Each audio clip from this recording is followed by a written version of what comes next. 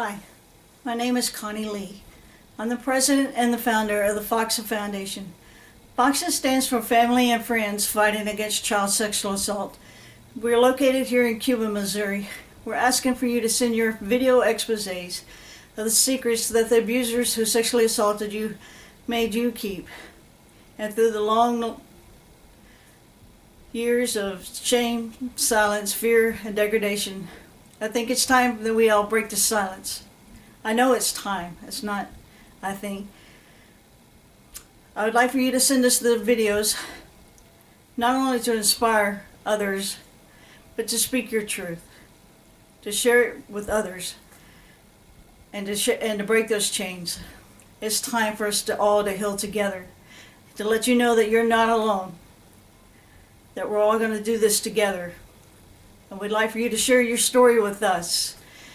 What we're going to do is take these videos together.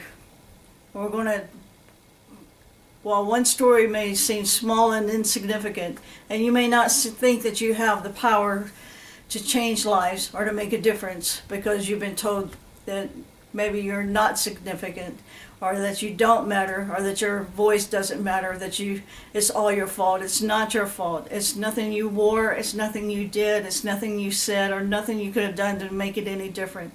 Someone abused you, misused your trust, took advantage of you. It's nothing you could have done to make it any different. So please don't think that. If I could, I'd reach out and give you a big hug and tell you, you're loved, you're worthy, and you're much more powerful, and you have a lot to offer this world, and they need to hear your story. It's time people not turn away in indifference, the people that you trusted to protect you and take care of you, and I'm sorry that they let you down. I'm sorry that the world keeps turning away in indifference. And it's time that we all stand up together and we fight for the children who have entrusted us to take care of them. It's time. So please send us your stories, and let's all stand up together to fight for the children who are counting on us to take care of them. What we want to do is take the stories. We want to change the mental health systems to provide better resources for communities that deserve much more than we're offering them. It's sad when people who need resources are ended up in hospitals or ending up in jails. Mental health issues like post-traumatic stress disorder, anxiety disorders, depression, suicide, affects 1 in 4 people. It's not just people with sexual assault, human trafficking prevention. It affects everyone. This is an issue that affects us all. You can't say it's a problem that is something off in the corner or just something taboo that we're not going to talk about anymore, because that's not our generation. This is our generation. We're going to talk about these issues. We're going to deal with these issues. You can see the anger in our society. We cannot neglect our children anymore. We cannot neglect the people who just you don't think matter and are functional in our society anymore. We're going to take care of this together. And I want you to stand with us, and I want you to fight with us, because I believe child sexual assault is our last great frontier of fighting. And I want you to join with us in this fight. Please submit your videos to facsasavethe.com. We will be hosting a global pop-up art project. This will be our second one. It will be at the University of Southern Florida in Tampa, Florida, April the 23rd. From 9 a.m. to 6 p.m. and we'll be gathering these stories and we'll be sharing them in an expose. That will be part of it. You can send videos of dance, music, art, poetry, theatrics, anything advocating prevention and education of child sexual assault and human trafficking prevention. But we got to do this together. We cannot do this alone. And the children are counting on you. You cannot turn away in indifference anymore. This is not our generation. Please share your stories. Let's break the bonds. Let's break those chains of shame, secrecy, fear, and degradation. Because once you open up and speak your truth and speak your power, the perpetrator doesn't have that power anymore. It just tumbles like a house of cards.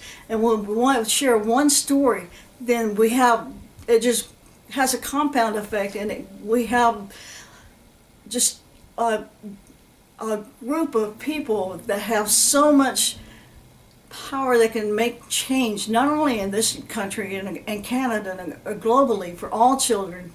So we can do so much together. So I'm asking you, I'm pleading with you, please, our children are dependent on you. Please join us at facsasavethe.com. I'll leave a lot of the information down below so you can contact us, send your videos, nothing explicit, nothing graphic. And we thank you so much. And I know it's hard, and I know it can be trying. And I don't want any bad comments, because this takes a lot of courage, and it's going to take a lot to make change. So we can do some really great things together this year. Just one person will do a compound effect, and we will have the momentum for potential great change. Together, we're going to change the world. We're going to make a lot of difference. So thank you so much. God bless. Hello, my name is Connie Lee, and I'm the president and the founder of the FACSAFoundation, which stands for Family and Friends Fighting Against Child Sexual Assault. And I'm here to share my story for the Shattering the Silence of Sexual Assault story exposés. My story began whenever I was a child. My dad left my mom with 5 kids to care for herself. We lived out in the country. We lived in Louisiana, and we lived out in the country, and mostly my mom worked, and we rarely ever saw her. There wasn't a lot of food at the house. A lot of times we didn't have utilities. We were shuffled back and forth between family and neighbors and wherever, and wasn't always the best environment places to be. I remember when I was 8, my mom remarried. Well, she married again. She married my first stepfather. Some of my brothers really liked him, but I didn't like him. My sister didn't like him, and he beat on my mom. One day he came in drunk, and he tried to kill my mom. He was going to try to take her across the state line and kill her. His name was Virgil Willis. The police came and they surrounded the house.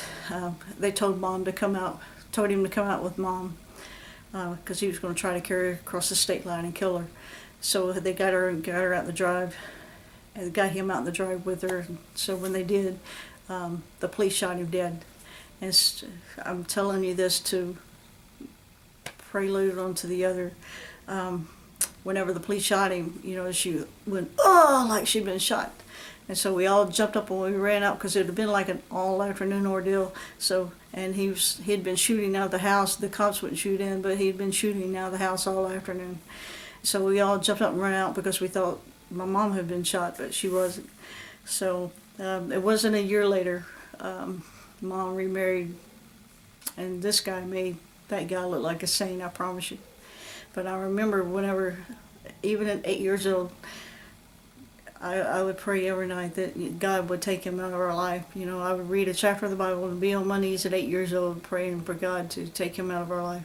And I think that was the beginning of my, my faith in God, and my spiritual walk, and my faith, just to know that everything's going to be okay regardless of what we go through.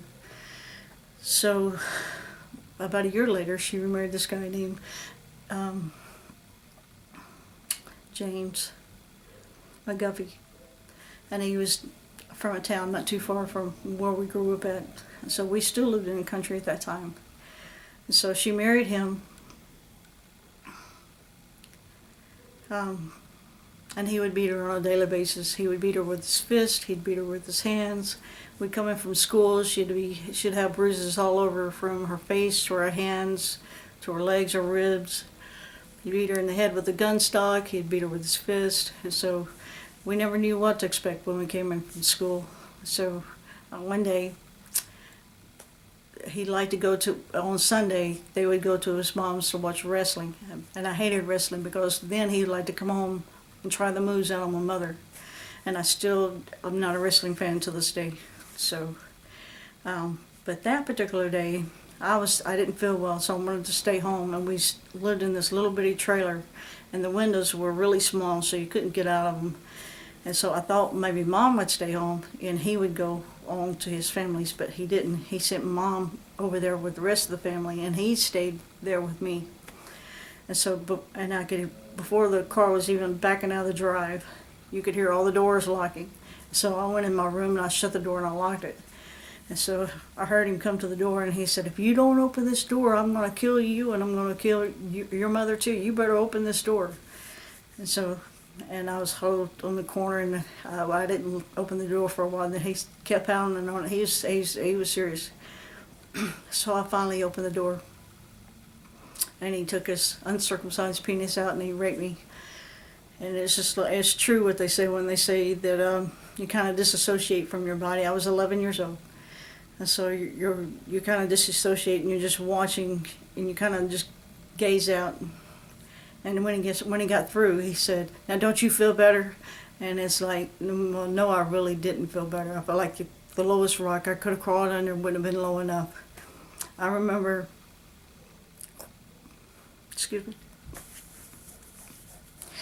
I remember crawling into the corner of the bedroom. And I stayed there for hours. And I felt so dirty and ashamed. I wondered, what did I do to cause this? Was it something I wore? Was it something I did? Was it something I said? What did I do? And then you can't tell because you're going to lose your family. Because he may kill your mother, he may kill your siblings, he may kill you. And many survivors go through the same thing. So, and about a week later, he threw my brother up against the wall. And he said, if y'all don't like it, y'all can leave. So we packed up what little bit we could grab in our hands, and we walked about maybe 2-3 blocks to our dad's house. And our dad was an alcoholic, and we lived with an abusive stepmother, verbally abusive, mentally abusive. And our dad was physically abusive. So I remember looking back down the road, wondering, why would my mother choose him over us? Why? And I finally realized many, many years later, you can't expect healthy parents, unhealthy parents, to make healthy decisions. They're just not going to, they just can't do it. They just don't have it in them. And it took me a lot to grapple with that. So at some point in your life, you have to pick yourself up. You have to know, you're a child of God. And that's the best father and parent you can have. You got to know that you're worth more than that, that you're loved, and you deserve more than that. And you're better than that. And you can do more than that. So despite what the family that you have been born with say about you, or make up lies about you, or say, things that happen and then they say that didn't happen or whatever, don't ever let them take away your truth, because that's your truth and that's your story. And just because they don't want to believe it happened, or they don't want you to talk about what's happened, that doesn't mean it didn't happen. It won't erase the truth. So you stand by your truth and you stand by your story. And together we're going to break the silence. We're going to shatter this silence. This is a multi-generational epidemic, and I believe it's our last and it's our greatest frontier that we're fighting still. We've been fighting this since the dawn of man, and it's in human nature, and I don't think we'll ever eradicate it. But by God, we're going to fight it with everything we've got, and we're going to make a better, safer environment for the children to come. We're going to give them the tools and the resources so they can have safer environments. We're going to have better mental health resources on every community. And so that's what we're fighting for, and that's what we're doing this for. And so I want you to join us. Please share your story, help us fight, and join the FACSAFoundation Revolution. And I thank you for listening, and please post your story and join us. Thank you very much. Bye.